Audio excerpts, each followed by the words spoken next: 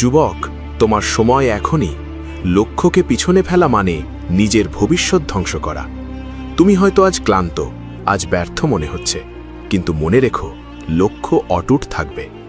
যখন তুমি লাফ দাও, ভয়কে পাশ কাটাও আর একটুখানি বেশি চেষ্টা করো, তখনই তোমার স্বপ্ন তোমার কাছে আসতে শুরু করবে। যুবক, যে মানুষ শুধু কথা বলে সে শেষ পর্যন্ত হারায়, কিন্তু যে মানুষ ছোট পদক্ষেপেও ডটে থাকে, লক্ষ্য তার পিছনে আসবে। আজ তুমি যদি হাল ছাড়ো, কাল দুঃখে ভুগবে। তুমি যদি শুরু করো, কাল তোমার পদক্ষেপই ইতিহাস লিখবে।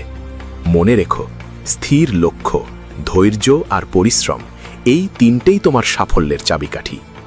আজ থেকেই শুরু করো, ভিডিওটা সেভ করো, কারণ লক্ষ্য অটুট থাকবে, কেবল তোমার চেষ্টা থাকে ধরে রাখবে।